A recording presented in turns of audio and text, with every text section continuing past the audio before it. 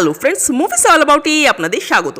লক্ষ ও অনন্যা পান্ডে অভিনীত ধর্মা প্রোডাকশনের নতুন মুভি চাঁদ মেরা দিল, যেটা আপাতত সিনেমা হল থেকে নেমে গিয়ে জিও হটস্টারে চলে এসেছে।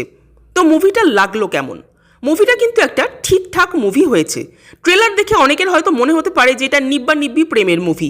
হ্যাঁ, নিব্বা নিব্বির প্রেম দিয়েই কিন্তু গল্পটা স্টার্ট, কিন্তু সেই নিব্বা নিব্বির হানিমুন পিরিয়ড যখন শেষ হয় এবং তারা যখন বাস্তব জীবনে এসে ধাক্কা খায়, তখন কি পরিস্থিতির সৃষ্টি হয় সেটাই এই মুভিতে দেখানো হয়েছে।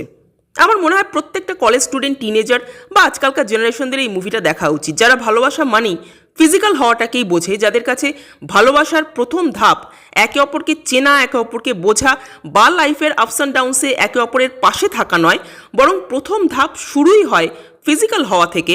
যারা নিজেদের পায়ে না দাঁড়িয়ে, ভবিষ্যতের চিন্তা না করে, বাড়ির লোকের কথা না শুনে অল্প বয়স থেকেই ভালোবাসার জোয়ারে ভেসে যাওয়ার চেষ্টা করেন, তাদের জন্য কিন্তু এই মুভি, যেখানে খুব সুন্দরভাবে এটা দেখিয়েছে যে পালিয়ে গিয়ে বিয়ে করার কথা যারা ভাবে, তারা যখন রিয়েল সিচুয়েশনের মুখোমুখি হয়, যখন তাদের জিরো থেকে স্টার্ট করতে হয়, তখন কি কি প্রবলেম ফেস করতে হয়। এই মুভি খুব ক্লিয়ার মেসেজ দেয় যে তুমি ভালোবাসার হাত ছেড়ো না, কিন্তু তার আগে নিজের পায়ে দাঁড়াও, ফিউচারটাকে সিকিওর করো, না হলে সেই ভালোবাসা সমেতই অথই জলে ভেসে যাবে। ধর্মা প্রোডাকশনস তার নিজের ওই স্বপ্নের প্রেম, স্বপ্নের বিয়ে, এই ধরনের অবান্তর জিনিসপত্র থেকে বেরিয়ে একটু রিয়েল লাইফে প্রবেশ করার চেষ্টা করেছে, যেটা বেশ ভালো লাগলো। তবে রিয়েল লাইফ ঘটনা মানেই এই নয় যে তাদের মুভি সৃজিত মুখার্জি বা কৌশিক গাঙ্গুলির লেভেলে হবে, সেটা আশা করাটাও ভুল। কিছু কিছু সিন দেখলে আপনাদের মনে হবে যে সেই সিনগুলো খুব খুঁটিয়ে কাজ করা হয়েছে, খুব ডিটেলিংয়ের উপর জোর দেওয়া হয়েছে। আবার তার পর মুহূর্তেই কিছু সিন এমন চলে আসে যেটা দেখলে মনে হবে যে না, এ তো সেই ধর্মার সেই পুরনো রূপ, মানে সেই স্বপ্নের প্রেম, স্বপ্নের বিয়ে, স্বপ্নের সেট।